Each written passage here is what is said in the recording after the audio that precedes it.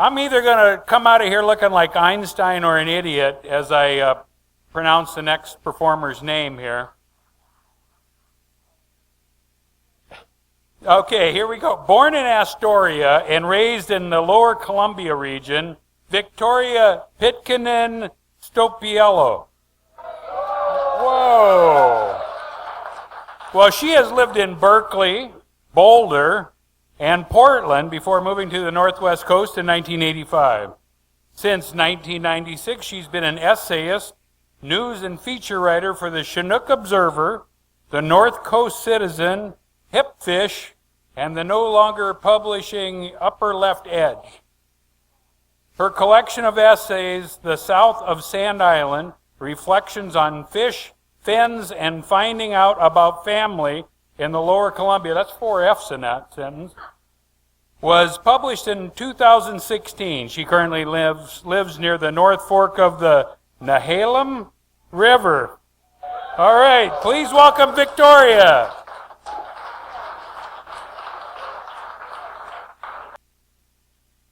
The first piece I'm going to read is the title.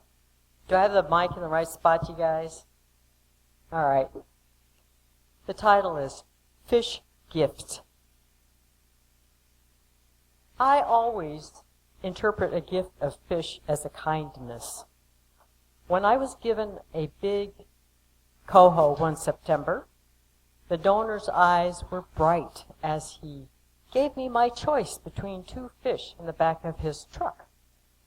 Only later, when I was struggling to control the slimy specimen in my small kitchen sink, did I wonder if the twinkle in the fish giver's eyes were merriment while imagining the problem I'd have later. I used to know how to do this, I thought to myself, but it's been over 20 years since a whole fish showed up at my house. And that house had a sink in the pantry large enough to bathe a baby or a small Labrador retriever. Right next to that sink was a large sloping cedar drain board, perfect for gutting and cleaning a good-sized salmon. My pleasure on receiving the fish faltered first when I found I had a hard time keeping a grip on it. I was too embarrassed to call our neighbor John, a punctilious commercial fisherman who certainly would know all the tricks for butchering a salmon. Because I'm a fisherman's daughter, I should know all this stuff. I called our neighbor Mike, an architect with a hobby of restoring old fishing boats instead. Mike seemed to know a fair amount about fish cleaning, clam digging, and crab cooking. Mike said, "Hose her down in the yard with as much pressure as possible." I did as instructed. But the fish was still slick as snot, as my street urchin husband sometimes says, just to irritate me. Snot is far more disgusting to me than fish guts. I haul the fish back inside, but there's no way you can fit a 30-inch fish into one of those dishwashing double sinks. The head dove toward the faucets while the tail hit me in the midsection. I pinched the tail with all my might while attempting to wield a knife. I have a lot of knives, but it so happens that none of them are very sharp. I had to resort to my husband's dad's fillet knife, which is displayed in our kitchen along with his scaling knife for sentimental reasons, not for actual use.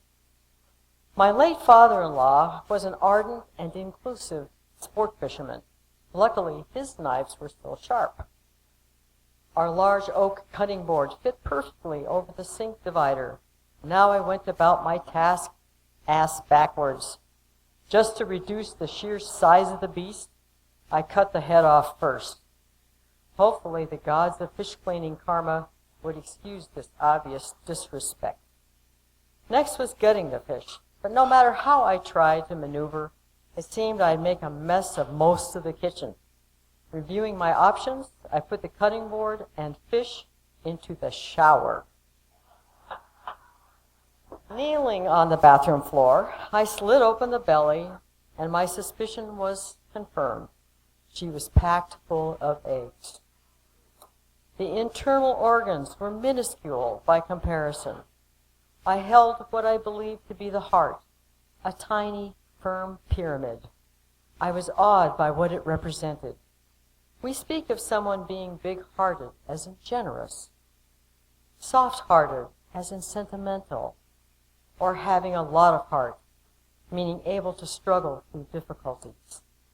The salmon's heart was neither soft nor large, yet it powered the fish through a life cycle that we all identify as heroic in the best sense of the word.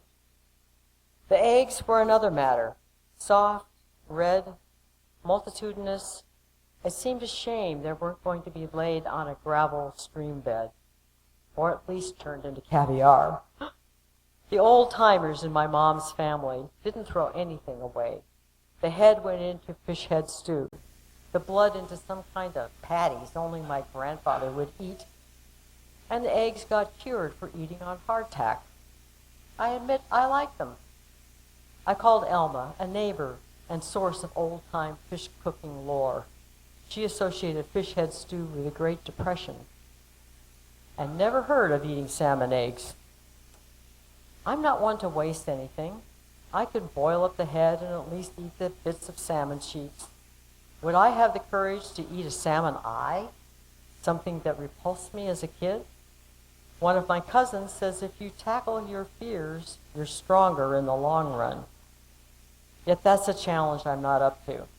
I'm an omnivore for sure, but fish eyes are on my short list of forbidden foods, along with hot dogs and Cheese Whiz.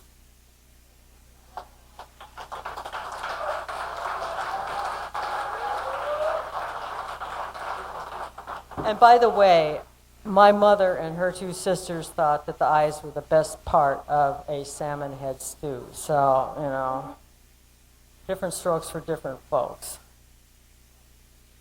Okay, this next one was written in 2002, and I want you to hold on to that notion as you hear this. And the title is The Real Issue, but it's a funky title. It's not very descriptive, so I'll just go for it. We pulled off the highway I-84, at an obscure road crossing upstream from the Dalles to switch drivers. A warm, steady west wind forced the Columbia into stiff whitecaps. The river below us was a wide lake, ironically named Celilo. My new friend Lahey and I were heading back from the Fish Trap Writers Gathering at Wallowa Lake in eastern Oregon. I began driving, reminding her of places along the river she vaguely remembered from her life in Oregon 40 years ago, before settling with her family in California. We passed Celilo Park, and I groused, "This is where the falls were, more or less." "Oh," Lahey said, her poet's voice drifting. "I read a beautiful piece by Craig Leslie in his book, River Song, describing the elders watching the water come up." "It was a crime," I said, "a desecration." Anger tightening my diaphragm, moving up my chest and out my arms to my elbows. Hot tears came to the corners of my eyes, but I reminded myself I was driving and I needed to stay focused. "Damn it anyway, did you ever see the falls?" I asked Lahey. "Only once, from the highway," she said. "I visited once," I said. "My mom and grandparents and me, we drove here and my grandparents bought fish from the Indians. I'm guessing it was to see if one last time before the falls were inundated, a pilgrimage. People in my family thought it was the wrong thing to do. They may have thought the Indians were weird, living in shacks, but it was still wrong. Maybe it was because some of my mom's relatives were also fishing people." Then we came to the Dalles Dam. "There it is, the damn dam," I said. "This is it?" Lahey said softly, "Way down here?" "Oh, of course, it backed the water up to the falls." Another story came out of me. "My husband," I said, referring to a person Lahey hadn't met yet, "is from New Jersey, where he was an avid fisherman of all sorts, trout fishing in little brooks in northern New Jersey, surf fishing at the shore, snapper fishing from jetties. He'd seen pictures of Celilo. When he moved to Eugene, he quickly planned a trip to see it. When he told his new friends, they looked at him like he wanted to see a dead person. "Don't you know?" they said. "Know what?" he replied. "They're gone." "Can't be." "Oh yes, they're gone, covered by water, by a reservoir." Disappointment doesn't quite describe Anthony's feeling about it. Astonishment and regret are more like it. Perhaps this is a small thread of his motivation to work on energy issues, to figure out ways to do things without having to rely on hydroelectricity. Of course, I'd like to have fewer dams too, so we could all have more salmon. There's an economic and traditional angle on my part. Even a non-fishing member of a fishing family, like me, clings to the tradition of fish in rivers, fishing as a possible way of life. One of my favorite dam dissembling projects would be breaching the lower Snake River dams in order to maximize our chances of saving Idaho runs of salmon and steelhead. Of course, many politicians, government officials, and industrial users are afraid of this possibility.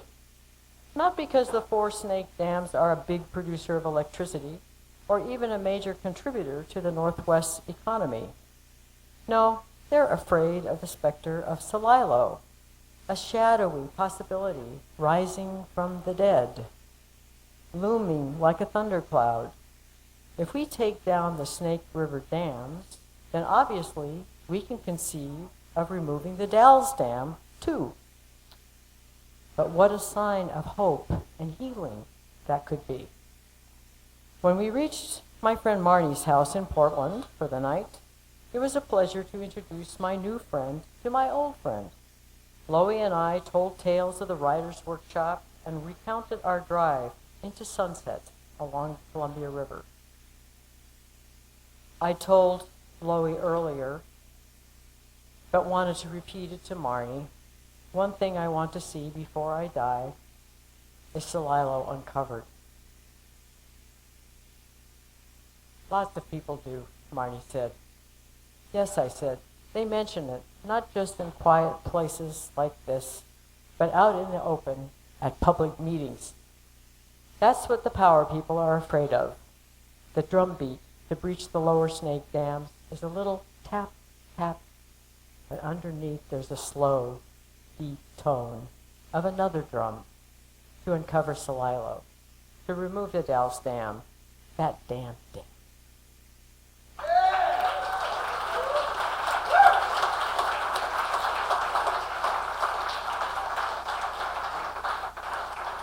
Now that was written in 2002, and this was written last week by the Associated Press. It's brief. Boise, Idaho. An Idaho utility is challenging a decision by federal regulators rejecting its request to negate an Oregon law requiring fish passage as part of relicensing for a hydroelectric project on the Snake River.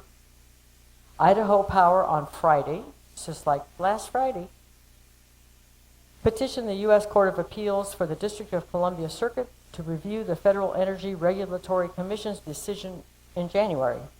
This case has been going on for 4 years, by the way. The commission in January dismissed Boise-based Idaho Power's request that it exempt the 3-dam Hells Canyon complex, these aren't the lower Snake, these are the upper Snake, from an Oregon law requiring fish passage as part of relicensing. The company says the supremacy clause of the U.S. Constitution that has to do with federal authority over states preempts Oregon law. But the commission said it found no reason why Oregon couldn't require fish passage and reintroduction, you hear that? Fish reintroduction and as part of the relicensing process.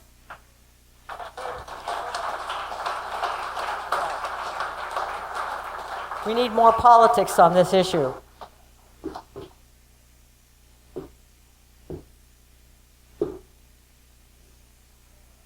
Big round of applause for Victoria.